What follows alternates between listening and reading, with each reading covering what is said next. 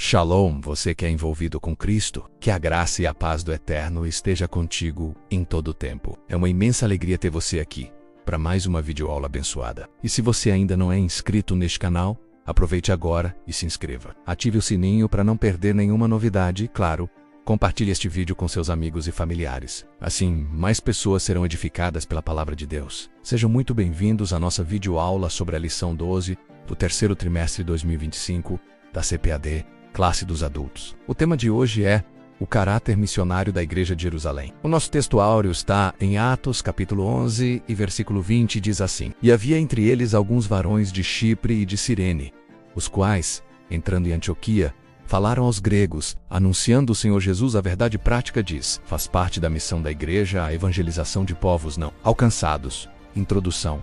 A Igreja de Jerusalém, mesmo enfrentando perseguições, não perdeu sua essência missionária. Os cristãos dispersos pregaram com ousadia em cidades como Antioquia, levando o Evangelho além das fronteiras de Israel. Essa expansão revela uma igreja viva, sensível à direção do Espírito e comprometida com a ordem de Jesus, fazer discípulos de todas as nações. Vamos refletir sobre como a graça de Deus capacita pessoas simples para grandes obras. E assim como os primeiros crentes, somos chamados a testemunhar com coragem, fé e amor. Como o Evangelho alcançou Antioquia, uma importante cidade da Síria dentro do Império Romano. Conhecer esse fato é relevante porque, pela primeira vez, cristãos de Jerusalém levam a mensagem da cruz aos gentios fora das fronteiras de Israel. Com o ingresso do Evangelho na cidade de Antioquia, a igreja dava seu primeiro salto na missão transcultural. Nesta lição, estudaremos sobre como o ID de Jesus é levado a sério por um grupo de cristãos refugiados, vítimas da perseguição que sobreviera a Estevão em Jerusalém. Esses crentes, mesmo sendo leigos, possuíam uma forte consciência missionária, e quando perseguidos não escondiam sua fé,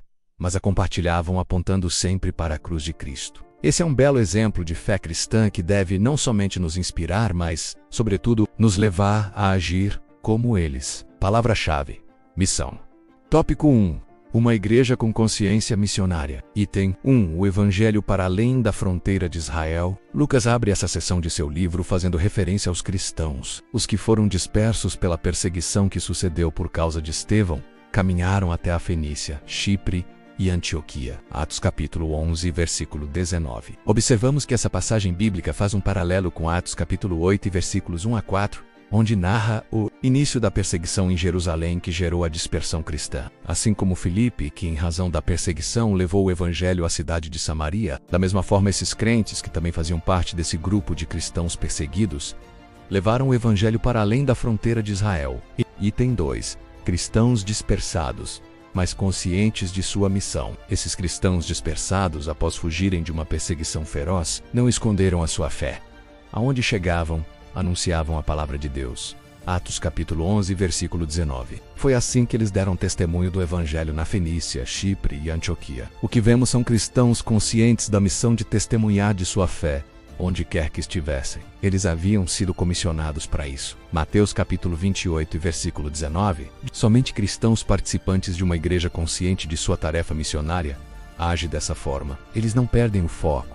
Anunciam o Senhor Jesus em qualquer tempo, lugar e circunstância. Item 3. Cristãos leigos, mas capacitados pelo Espírito. Lucas destaca que dentre esses cristãos havia alguns que levaram o Evangelho para Antioquia, capital da Síria, uma cidade cosmopolita e uma das 3 cidades mais importantes do Império Romano. Atos capítulo 11, versículo 20. O texto deixa claro que foram esses cristãos comuns os fundadores da igreja de Antioquia, uma das mais relevantes e importantes do Novo Testamento. Atos capítulo 13, versículos 1 a 4. Eram cristãos anônimos e leigos. Eles não são contados entre os apóstolos, diáconos ou presbíteros. Contudo, eles foram usados por Deus para fundar aquele trabalho e foram bem-sucedidos porque a mão do Senhor era com eles. Atos capítulo 11, versículo 21, conforme Lucas destaca, esse era o segredo que fez toda a diferença. O que fica em destaque, portanto, não era o ofício ou o cargo, mas a capacitação do Senhor. Os apóstolos eram extraordinários e os profetas excepcionais, somente porque sobre eles também estava a mão do Senhor. Sinopse.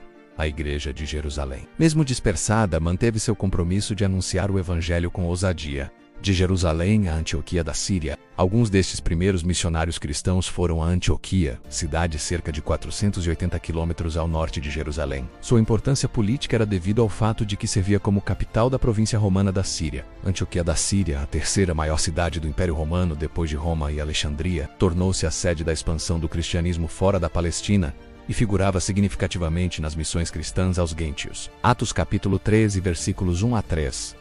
Capítulo 14 e versículos 26 a 28. Capítulo 15 e versículos 22 a 35. Capítulo 18 e versículo 22. A marcha do evangelho não para em Samaria e Cesareia. Alguns dos missionários evangelizam tão ao norte quanto a Fenícia ou o atual Líbano. Outros vão à ilha de Chipre, a pátria de Barnabé, Atos capítulo 11 e versículos 19, conforme Atos capítulo 4 e versículo 36. Isto significa que havia cristãos na ilha antes de que Paulo e Barnabé pregassem o evangelho lá. Atos capítulo 13, do versículos 4 até o 12. Outros missionários se aventuram indo muito mais ao norte, a cidade famosa de Antioquia, com uma população calculada em aproximadamente 500 mil habitantes e a comunidade judaica girando em torno de 65 mil durante a Era do Novo Testamento.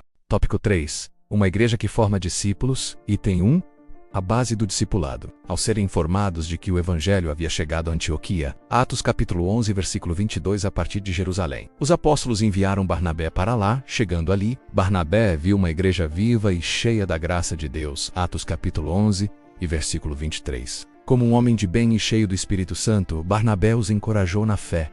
Atos capítulo 11, versículo 24. Contudo, logo se percebeu que aquela igreja precisava de mais instrução, ou seja, precisava ser discipulada. Com esse propósito, Barnabé foi em busca de Saulo para que o auxiliasse nesta missão. E assim foi feito.